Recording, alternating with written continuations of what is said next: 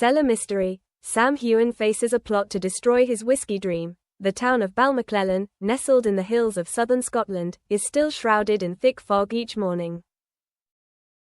On the edge of town, by the small road leading to Loch Ken, stands an old grey stone building, once the pride of the area, Glen Heughan Distillery. Ever since Sam Heughan, the film star and son of the town, bought the old distillery to revive the local whiskey brand, the people here have seen it as a dream come true. Sam's Whiskey, they call it, with pride and hope. However, just 3 years after its inauguration, that dream suddenly turned dark. One November morning, in the cold wind blowing from the loch, people woke up to find a closed, subject to inspection, sign hanging at the distillery gate. Local police and environmental inspectors appeared, sealing off the area. News spread faster than the smell of smoke in the mist. They said something was wrong in the cellar, the old tavern owner said, lowering his voice. They said there was adulteration in the wine. No way, the tavern employee protested. Sam would never do that. He loves this business more than anyone. But believe it or not, the factory door remained closed, and guards stood guard all night. Sam returned to town the next morning. His car stopped in front of the factory gate, surrounded by a series of reporters' lenses. He wore a woolen cap and a long coat, and stepped out in the constant flash of flashes. "Sam, do you have any comment on the factory being closed? Were poisons found in the product? Do you know who is behind this?" He did not answer. He just walked silently through the gate, his eyes cold and heavy. Inside, the wine barrels were lined up like fallen warriors. The cellar was his favorite place, where he used to sit for hours just listening to the wood breathe in the aroma of the ripened wine. Now, the air in there was strangely heavy. A sharp, metallic smell made him frown slightly. "Sam," the voice of the factory manager, Mr. Fergus MacLeod, rang out behind him. "I'm sorry, they said they found chemical residue in the old barrels. Someone reported it, then the inspectors came." Sam turned back. "But we don't use chemicals. Everything is natural." "Yes. But they have proof." Fergus bowed his head. "I think someone did it." That night, Sam sat alone in his office, the only light shining on the morning paper. On the front page, the headline read, "Glen Heughan Factory Closed Over Suspected Contamination, Outlander Star's Whiskey Dreams Shattered." He put down the newspaper and sighed. His hand unconsciously touched the framed photo on the wall, a picture of him and his mother on the day the distillery opened. She had said, "Whiskey is the spirit of this land, Sam. If you listen, you will hear the earth and the wind in every drop." But now that spirit was being tarnished. The phone rang. It was Katrina Balfe, his old friend, the one who always called when he was in trouble. "Sam, I read the news. Are you okay?" "I don't know," he said softly. "I just feel it's too quiet. Too strange. Do you believe someone would deliberately try to harm you?" "I don't know. But something is wrong. Glen Heughan is a project where I control every detail, the water, the wood, the yeast, the casks.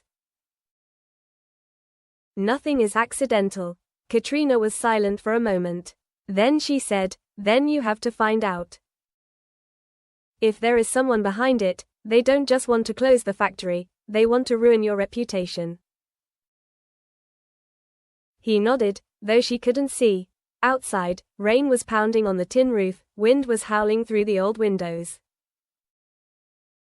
That night, Sam Heughan knew one thing: he wouldn't let Glen Heughan die in the dark. The night in Balmaclellan was bitterly cold. Sam, wearing a thick coat and a woolen cap, quietly returned to the factory as the clock struck midnight. He couldn't sit still. The police had sealed off part of the area, but he still had the key to the wine cellar, where all the unusual signs the inspector had mentioned had started. Outside, the mist was thick, car headlights shining down on the wet cobblestones. The factory was dark, save for the faint moonlight that shone on the stone walls.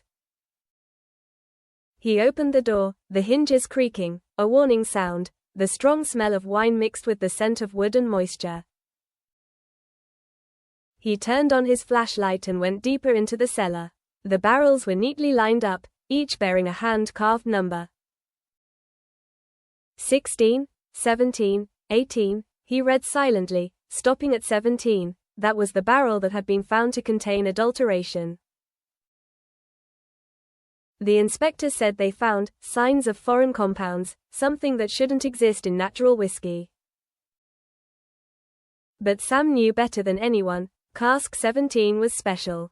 He'd commissioned it from ancient Jura oak, to test a new yeast, known only to him and Fergus. He put his hand on the cask, listening, a strange habit he still had. He believed he could hear the spirit live. But tonight, what he heard was a very faint murmur, mixed with the wind. He bent down. From between two wooden planks, a pale blue light flickered. His heart pounded. He used a screwdriver to gently pry open the cask.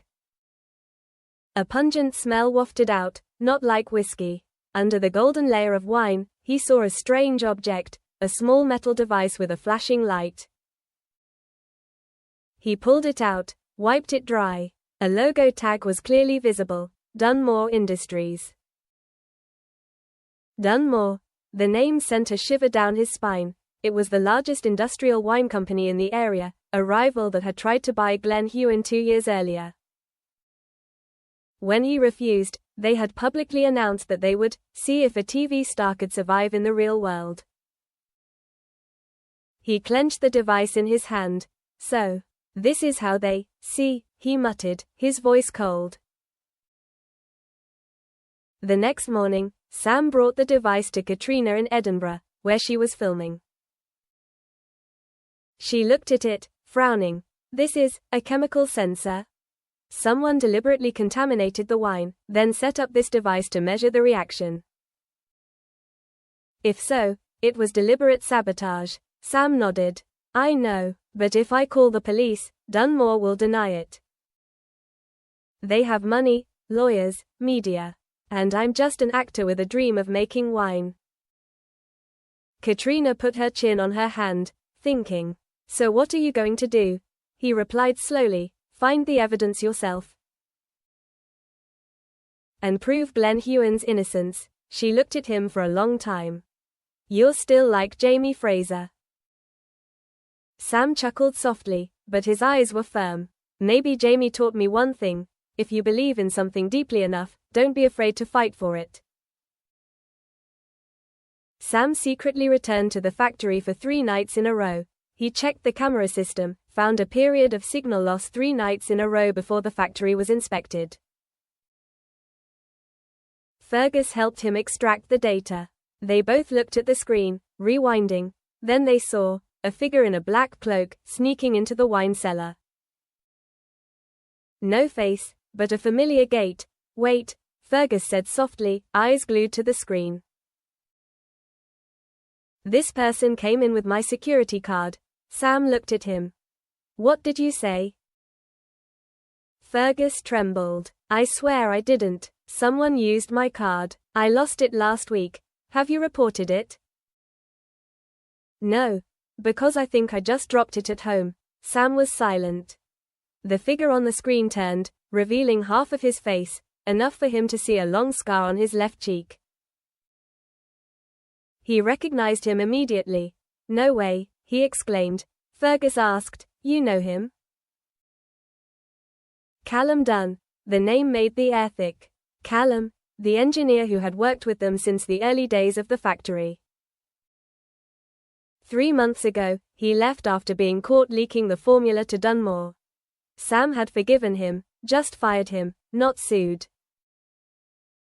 And now, it seemed like a mistake. 2 days later, Sam secretly met Callum at the old pub near the lake. He was in plain clothes, with a low hat. Callum came in, looking nervous, his eyes bloodshot. "What are you looking for me for?" Callum asked hoarsely. "To ask why," Sam said bluntly. "Why did you come back to my distillery? What were you doing in the cellar?" Callum was silent, then laughed harshly. "You don't understand, Sam. Glen Heughan is more than a distillery. It's built on the site of a World War II bunker. There's stuff down there people will pay a fortune for." "What the hell are you talking about?" "There's a tunnel that runs from the distillery to the lake. Under the old concrete, there's a cache of weapons, documents, and possibly rare metals. Dunmore knows that. They don't care about your wine, they just want what's underneath." Sam was silent. In all the years he'd spent building the distillery on the land his father had worked, he'd never heard of this. "You helped them?" Callum nodded slightly, his eyes full of regret. "I thought it was just a measurement, but they messed up the wine. I didn't want to hurt you, but you did." Sam stood up. "And now, I'm going to clean up this mess my way." That night, Sam and Fergus returned to the cellar. H.